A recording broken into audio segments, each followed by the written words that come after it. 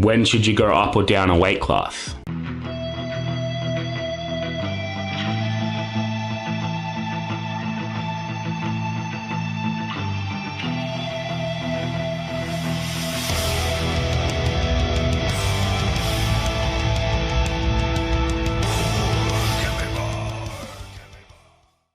So today I wanted to go over just a quick video. I always say that and they always end up being like 10-12 minutes anyway, but I wanted to go over when you should decide to go up or down a weight class, and maybe give you a few points and a few tips for choosing whether you're going to go up or down. Now let me start this off by saying at no point early in your lifting career should you be selling yourself to a weight class. If you've been lifting for like a year, you've done 1 or 2 competitions, you just compete where your body weight naturally sits, and let your body weight go up or down and do what it wants to do naturally, right? You should be watching your diet, but you should be eating big and focusing on growing and getting stronger and bigger, right? And getting jacked, because that's what half the battle is in this sport. But when you're a little bit further down in your powerlifting career and you're starting to hit that intermediate level, you might want to, or you start getting more competitive, you might want to start thinking about changing your weight class, right? We all do it, and a lot of times it can be a good idea as long as you're making an educated decision and you know what to expect from it. So first things first, let's go with the easy one. When should you go up a weight class? Well, one, if you're a beginner, don't try to sit in a lower weight class. You're going to grow. You just keep eating and keep growing and getting stronger, and then you'll level out somewhere. Say if you start at 70, you might level out in the 85s or 83s, depending on your federation. But as an intermediate lifter, when do you go up a weight class? As an intermediate lifter, if you're relatively lean, if you're, now I don't mean 10% body fat, but if you're like, 13, 14, 15% body fat, and you're in between 2 weight classes, well, look, you could do, and my recommendation would be a nice slow bulk. Don't go crazy, but grow into the higher weight class slowly, which is what Tyler's done over years, and now he's officially a 94 kilo competitor. But if you're bordering between 2 weight classes and you're relatively lean, then go up. Your body's going to thank you for the extra calories. You're going to get massive results from the surplus you're going to be eating, and from the volume you can push by growing and being in a surplus. So that's an easy one. If you're somewhat lean, if you're not overweight, if you don't have a high body fat, you're in between 2 weight classes, go up. Now, if you're not in between 2 weight classes, say you're a 77 kilo competitor, and you think about going up to 85s or 83s, why would you do that, and when would you do that? Well, if you're still making progress and it's not too hard to make weight for the 77s, you'd stay in the 77s. But when you start stagnating for a while, your lifts stall a little bit, everything's a little bit harder, it's harder to hit, the volume you need to hit, your progress just slows down to a crawl. Well, very easy, eat up, big boy, because you're going up to 83s and you're gonna make some sick gains. Again, doesn't mean blowing out, but it means getting in a small surplus and growing into the weight class slowly.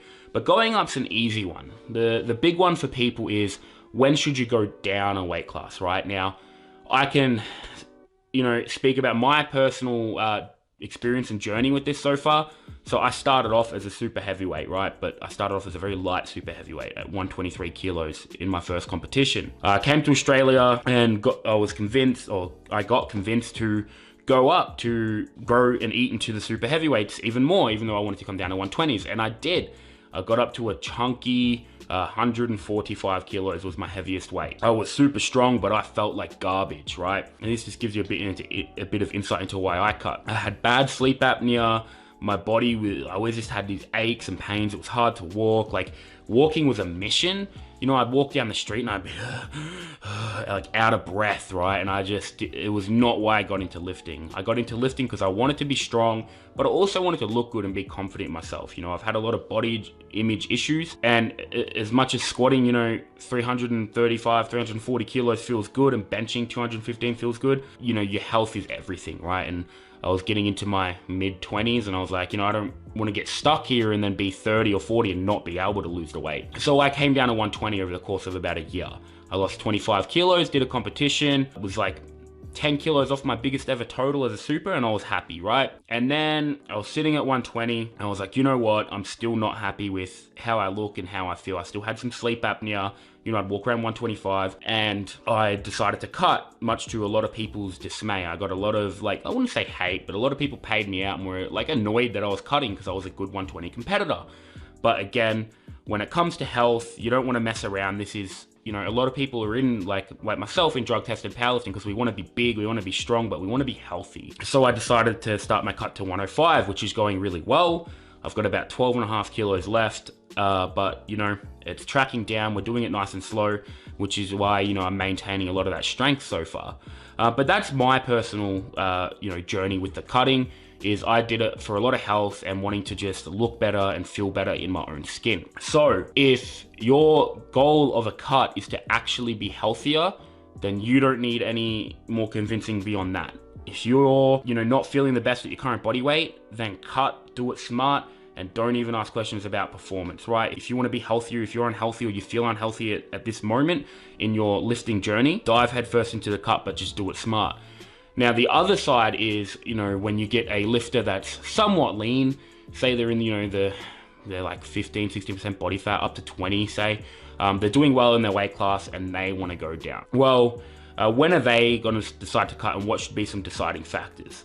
Number one would be the difference, like, in percentage between the weight classes, right? So cutting from a chubby 105 kilos to a lean 94 kilos isn't gonna affect you as much as cutting from a lean 83 kilos to a very, very lean 77. So you gotta look at things like that first. Have you filled out your weight class with good weight, or are you holding some extra body fat, right? So again, if two lifters came to me, they were both 94 kilo competitors, and one was 25% body fat, and he was like, I want to cut to 83s, I'd be like, yep, cool, we can do that. You're probably not going to lose too much strength. You know, body fat doesn't lift weight. And while people are definitely understanding that more and more nowadays, you know, people still have this idea that losing body fat is going to make you weaker.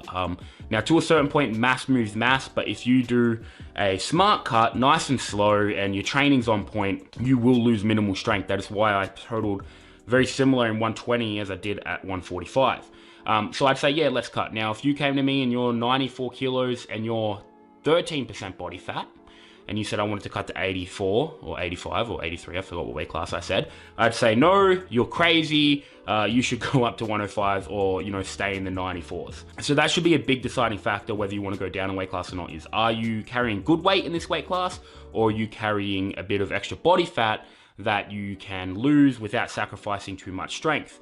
That should be, outside of health, the number one reason, right? Because if you're going from 93 kilos or 94 kilos really lean and muscular, you're going to sacrifice a lot of muscle to get down to the lower weight class.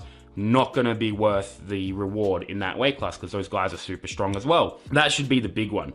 The next one is, how competitive are you going to be? Are you an average competitor in your class right now? I'm going to go down and be doing pretty well in the lower one, or are you going to go down there and get stomped as well? Because then, well, you're better off eating in a bit of a surplus, building some muscle, filling out the weight class you're in now and being competitive there, rather than wasting 6 to 9 months and actually losing strength and having to redo it all again. In the end, it's real simple, right? If you're relatively lean and you want to go up a weight class, do it. If you're relatively high body fat, you want to go down, do it, but do it smart. And if you're anywhere in between, you're probably better off filling out your weight class with a bit more muscle, taking the time to, you know, work on your accessories, smash some hypertrophy, and become more competitive in your class, and not waste time going down and resetting or going up and, you know, just getting a bit chunkier and then having to recomp or cut again anyway. But the reason I wanted to touch on this, I know it's a bit wishy-washy, but I get asked this question a lot, and it's, when should I cut? When should I go down? When should I go up? And it's really up to you, but hopefully this just gives you a bit of an idea of why and how to choose what to do. All right, if I was 120, and if I was Cameron McKenzie's body fat, I wouldn't try to cut to 105, but I'm not. I'm 120 and I was 125 and I was 24% body fat, or 23.9. So it was an easy decision for me. You know, I won't be super shredded at 105. I should be relatively lean, but you know, it's not like I'm going to be sacrificing a whole bucket load of muscle to get there. So I just made an educated decision. I'm going to do it slow. I'm going to do it smart.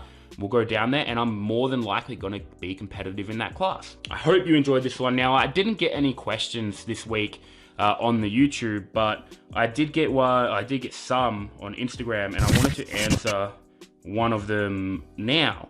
Sorry for me looking at my phone, I'm a little bit distracted. But Kevin, how does your strength feel as you're dropping body weight? Do you feel like your cut is hurting your total? So it's a good question, and one I've got a lot. Do I feel like my cut's hurting my total? Yeah, my total's definitely dropping it and going to drop more. Now my deadlifts feel better than ever. My squats still feel really strong, but my bench is suffering already. But it's comparative, right? So it's not like I'm going down to a weight class where people are stronger than the 120 class. I'm going to, like, the total will hopefully reflect the weight class I'm going to. So I want to go to 105 and total, you know, 810, 820 in my first couple of comps down there, which would be very competitive in that class in Australia. So yeah, it's hurting my total overall, but comparatively, no, like, you know, and if it does, you know, if it does take my total too much, I'll just eat back up and go back up to 120s. It was an educated choice, you know. I talked to Sam, who does my nutrition, and that's why we decided to do it like long and slow, so I can maintain as much strength as possible. But I'm doing this because I think I'm going to be just as, if not more, competitive at 105. Thanks for watching, guys. Get questions down for next week. Let me know what you want the next video to be on. You know, I'm doing this because I enjoy it. You know, I don't have any massive goals of being super, like, known on YouTube, but I do enjoy it. So I want to cover things that the people that do watch want to know. So let me know what topics you want me to go over, and I'll get them done. So have a great week. You know, lift heavy. I don't know how to end this. Thank you. Peace.